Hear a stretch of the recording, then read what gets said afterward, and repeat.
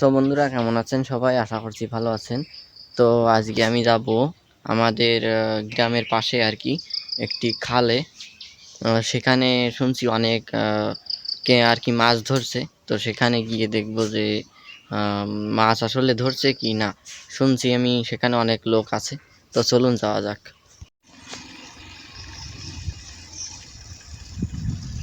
So আমি এখন যাচ্ছি মোড়ে, ওই সামনে। তো সেখান থেকে যাব খালে, গিয়ে আপনাদের দেখাবো যে আসলে ওখানে মাছ আছে কিনা, ধরছে কি। তো বন্ধুরা আমরা প্রায় কাছাকাছি পৌঁছে গেছি। তো দেখি কি হচ্ছে ওখানে, সাথে থাকুন। তো বন্ধুরা দেখা যাক সামনে গিয়ে কত লোক দেখতে পাই। আমি কিন্তু এর আগেও যাই নাই, এখনই যাচ্ছি।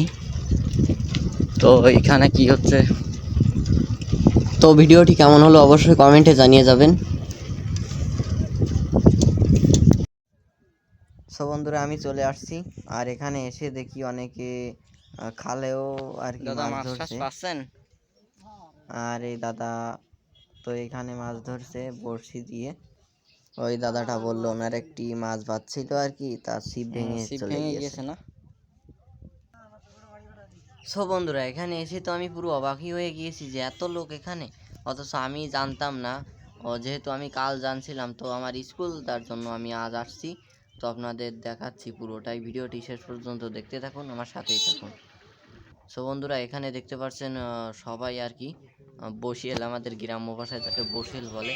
এখানে সব বড়শি দিয়ে মাছ মানে ধরছে, আর সামনে জাল ফেলছে, আর এইখান দিয়েও আর কি বড়শি দিয়ে মাছ ধরছে।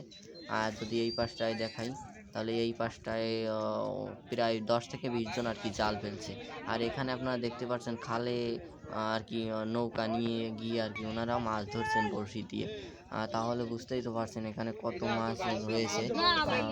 এখানে রাত 2টা থেকে 3টা পর্যন্ত মানুষেরা মাছ ধরছে আর কি। তো এই দাদা এখানে জাল ফেলছিল, তো উনিও অনেক মাছ পাইছেন। আর আপনারা তো দেখতেই পারছেন এখানে কত ভিড়। তো জায়গাটি হচ্ছে ধুপাপাড়া এবং গোবিন্দপুরের মাঝখানে যে ব্রিজটা আছে। হ্যাঁ বন্ধুরা, ধুপাপাড়া এবং গোবিন্দপুর গ্রামের মাঝখানে একটি ব্রিজ আছে। ওইখানে আর কি এই ব্রিজের যে খালটি, ওই খালটিতে আর কি এইরকম প্রচুর পরিমাণে মাছ আছে। তো আপনারা তো দেখতেই পারছেন এখানে কত মাছ, আপনারা চাইলে এখানে মাছ ধরতে আসতে পারেন। সো বন্ধুরা এই এক দাদা দেখলাম অনেক মাছ পাইছেন, ইনি বলছেন আমি 1 ঘন্টা আগে আসছি। আর আপনাদের পুরো মাছ কে কতটা পাইছেন আপনাদের অত দেখাতে পারলাম না, কারণ ওনারা মাছ দিয়ে রাখছে আর কি, মানে জলে দিয়ে রাখছে যাতে না মারা যায়, যার কারণে আমি আপনাদের দেখাতে পারলাম না, তো এর জন্য দুঃখিত। তো বন্ধুরা তো দেখতেই পারছেন এখানে কত লোক, আমি তো লোক দেখেই অবাক হয়ে গিয়েছি। কি আর বলবো আপনাদের, আপনারা চাইলে এখানে আসতে পারেন এবং ভিডিওটি ভালো লাগলে মানুষের সাথে শেয়ার করতে পারেন। এবং আপনারা যারা আমার এলাকা থেকে ভিডিওটি দেখছেন তারা অবশ্যই আসবেন এখানে। সো বন্ধুরা এই সাইডটায় যদি দেখায় তাহলে সবাই দেখতে পারছেন এখানে ছাতা নিয়ে আর কি বসে আছে। আর সামনে দেখতে পারছেন একটি গাছ, শিশু গাছ, ওই গাছটা পর্যন্ত আর কি এনারা বসে আছেন এখানে। তাহলে আপনারা তো বুঝতেই পারছেন যে এখানে কত মাছ রয়েছে।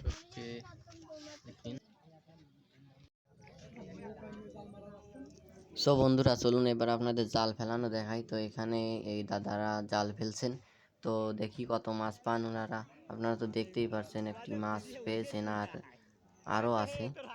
তো আপনারা তো এখানে লোক দেখেই বুঝতে পারছেন যে এখানে আর কি মাছ আছে কি নেই। আমার তো আর কিছু আপনাদের বলা লাগবে না, যেহেতু আপনারা লোক দেখতে পারছেন এখানে প্রচুর পরিমাণে এখানে লোক। সো বন্ধুরা দেখতে পাচ্ছেন অনেক লোক একসঙ্গে জাল ফেলছেন এখানে।